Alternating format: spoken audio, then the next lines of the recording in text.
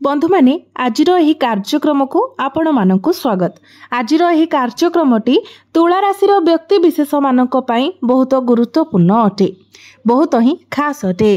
कारण बहुत दिन पर तुला राशि व्यक्ति विशेष मानक जीवन रे एक बहुत बड़ परिवर्तन हेबाकु जाउछि एवं तुला राशि व्यक्ति विशेष मानक जीवन रे लागि रहितिबा समस्त दुख कष्टर अंत हेबाकु जाउछि एवं पुनर्बार तुला राशि व्यक्ति विशेष मानक जीवन को खुशी फेरिबाकु जाउछि। तेबे जदि आपणकर तुला राशि होइथाय तो भिडियोटी को स्किप न करी शेष पर्यंत निश्चय देखंतु एवं भिडियोटी को लाइक करी चैनलटी को सब्सक्राइब करी दियंतु। कमेंट बॉक्स रे भक्ति एवं श्रद्धार सहित जय श्री जगन्नाथ निश्चय लिखंतु। तो बंधु माने आसंतु आरंभ करिबा आजिर एही कार्यक्रम को, जहां आपणकर जन्म राशि तथा चंद्र राशि उपरे आधारित अटे। तेबे राशि चक्रर 12 गोटी राशि मध्यरु सप्तम राशि हेउची तुला राशि। तो एबे आसंतु जानिबा केबे ठारू एवं केउ मास ठारू तुला राशि व्यक्ति विशेष मानक जीवन रे बड़ परिवर्तन आसीबाकु जाउछि। तेबे सर्वप्रथमे आसंतु शनि एवं राहुंक विषय किछि आलोचना करिबा। तापरे आपणक जीवन रे आसीबाकु जाउथिबा बड़ परिवर्तन विषय जानिबा। तेबे तुला राशि रे शनि षष्ठ भावरे गोचर करूछंती एवं राहु आपणकर पंचम भावरे गोचर करूछंती।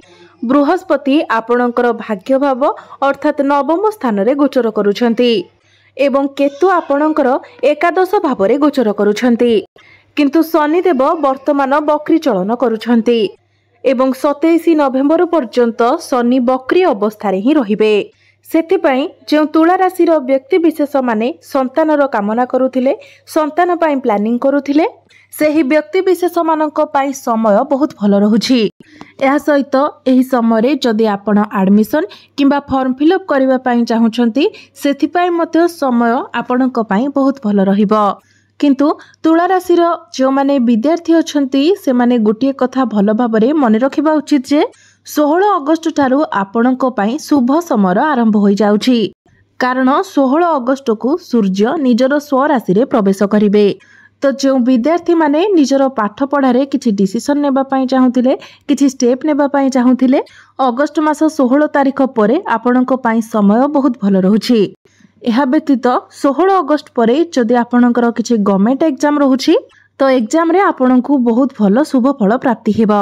तुला राशि व्यक्ति विशेष माने आउ गोटे कथा मन रखिबा उचित जे 16 अगस्त ठारू पूरा गोटे मास पर्यंत सूर्य निजर स्वराशि रे गोचर करिवे, जहाँकि आपणकु बहुत भल शुभ फल प्रदान करिवो। कारण सूर्य निजर स्वराशि रे गोचर करिवे। सेथिपाई आपण जेकोसी भी सरकारी कार्य, डॉक्यूमेंट सह जड़ित कार्य, ए सबु संबंधित जेकोसी कार्य करबाकु चाहुतिले 16 अगस्त ठारू आपणक पई गोटे मास पर्यंत बहुत अधिक शुभ समय रहिबो एवं सूर्यदेव निज राशि रे विराजमान रहिबा हेतु आपणकु सूर्यदेव बहुत भल शुभ फल मध्य प्रदान करिवे।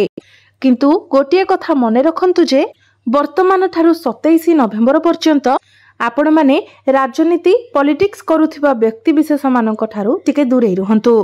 कारण 27 नवेम्बर पर्यंत शनिदेव आपणकर षष्ठ भावरे बक्री चलन करिवे। सेथिपाई आपणक विरुद्ध रे पॉलिटिक्स सेवार बहुत अधिक संभावना रहुछि। तुला राशि व्यक्ति विशेष माने सर्वदा एही कथा को मने रखंतु एवं पॉलिटिक्स करुथिबा व्यक्ति विशेष मानक ठारू जेते पारिबे दूरे रहिबाकू चेष्टा करंतु। टंका पैसा देण नेण समय आपण टिके अधिक सतर्क रुहंतु। जेतेबेले आपण काहाठारू टंका नेउछंती किंबा काहाकू टंका देउछंती सेतेबेले टिके अधिक सतर्क रुहंतु एवं भाबी चिंती आपण टंका पैसा दिया निया करंतु। डिसेंबर मास पर्यंत आपण टिके सावधान रहिबा पाई चेष्टा करंतु। किंतु तुला राशि व्यक्ति विशेष मानक पाई सबुठारु बड़ खुशीर कथा हेउछि जे जदि आपण कोनोसी कंपटीशन रे पार्टिसिपेट करिबा पाई चाहुछंती तो आपणक पाई समय बहुत भल रहिबो। तेणु आपण एही सुजोग को हाथ छड़ा करंतु नाही। आपण जदि चाहुछंती तो जे कोनोसी कंपटीशन रे आपण पार्टिसिपेट करंतु। बंधु माने राहु वर्तमान आपणकर पंचम भावरे चलन करूछंती। तेणु जो मानकर लव लाइफ अच्छी से माने निजर प्रेम जीवन प्रति टिके विशेष जत्नशील रहिबा उचित। कारण राहु हेउछंती छाया ग्रह, मुंडविहीन ग्रह, भ्रमित ग्रह। तो से आपणक मध्य मिसअंडरस्टैंडिंग क्रिएट कराइबे। छोट छोट कथा को लेकिन आपणक मध्य झगड़ा सृष्टि हेब। जो कथारे किछि नथिबो सेही कथा बहुत बड़ धरणर होइछिबो। तृतीय व्यक्ति को आपण निज भितरे आसीबाकू दियंतु नाही, नचेत आपणक मध्य दूरता सृष्टि होई पारे। एहा व्यतीत आपण सर्वदा निजर बाणी एवं क्रोध उपरे नियंत्रण रखंतु। आपण जेतेबेले आपणक पार्टनर को सहित कथा हेउछंती तो टिके भाबी चिंती आपण कथा हुअंतु। कारण दीर्घ 18 वर्ष परे राहु आपणकर पंचम भावरे गोचर करुछंती। सेतिपाई आपण जेते पारिबे सावधान रहिबा पाई चेष्टा करंतु। वर्तमान ठारू एप्रिल 2026 पर्यंत आपण निजर क्रोध एवं पानी उपरे सर्वदा नियंत्रण रखिबा पाई चेष्टा करंतु। बंधु माने बृहस्पति आपणकर भाग्य भावरे गोचर करुछंती, किंतु 20 अक्टोबर को गुरु आपणकर दशम भावरे गोचर करिवे। दशम भावरे गुरु उच्चस्थ होइजिबे। तेणु 20 अक्टोबर ठारू समय आपणक पाई बहुत शुभ रहिबो। जदि आपण मैनेजमेंट करुछंती किंबा काउंसलिंग रो काम करुछंती, यह सहित डॉक्यूमेंट सह जड़ित जदि आपण किछि कार्य करुछंती किंबा कम्युनिकेशन सह जड़ित आपण किछि कार्य करुछंती, जदि आपण बैंकिंग लाइन अछंती, ए सब कार्य क्षेत्र रे थिबा व्यक्ति मानकु बहुत अधिक सफलता प्राप्ति हेबो।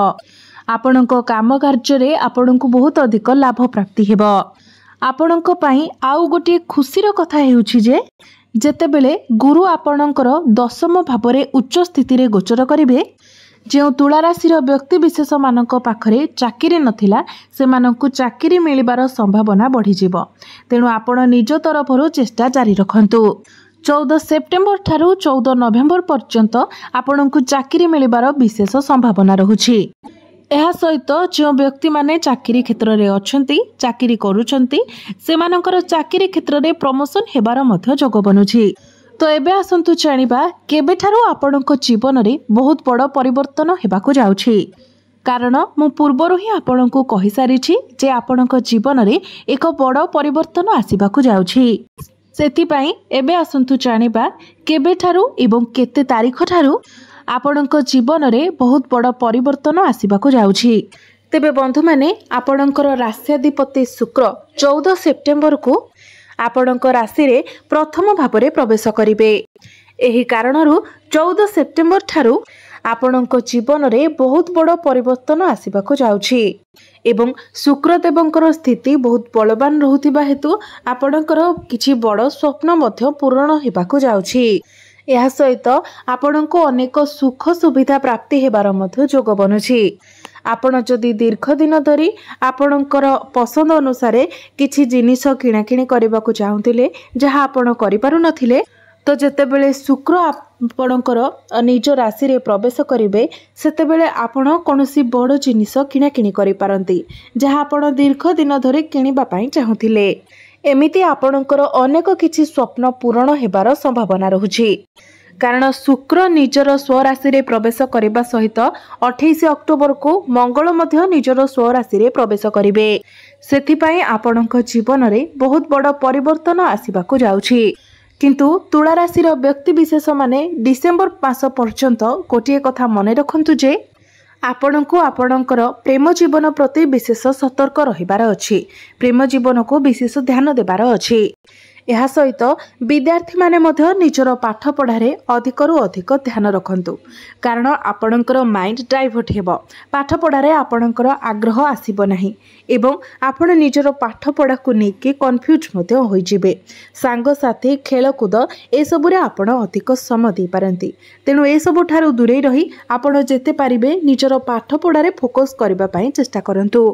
कारण पंचम भावरे राहु गोचर करबा फलरे आपणक मन बारंबार कन्फ्यूज होई जिवो। आपण अन्य मानक कथारे किंबा बुद्धिरे टिके अधिक चली पारंती, किंतु आपण सब बेले निज डिसिजन निजे नेबा पई चेष्टा करंतु। अन्य माने जहा कहउचंती आपण जदि ताहा सुनंती तो आपण भ्रमित हेबार अधिक संभावना रहुछि। तुला राशिर व्यक्ति विशेष माने सर्वदा एही कथा को मने रखंतु एवं विद्यार्थी माने टिके सावधान रहिबा पई चेष्टा करंतु। तेबे ए सबुर प्रतिकार स्वरूप आपण प्रत्येक दिन पक्षी मानकु किछि खाइबाकू दियंतु एवं पानी पीबाकू दियंतु। देखिबे ए सबुरे आसुथिबा बाधा विघ्न गुड़िक दूर होइजिबो एवं आपणको शुभ फल प्राप्ति हेबो। तो बंधु माने आपणकर जीवन मंगलमय हो, एहा ही ईश्वरଙ୍କ निकटरे मोर प्रार्थना। धन्यवाद।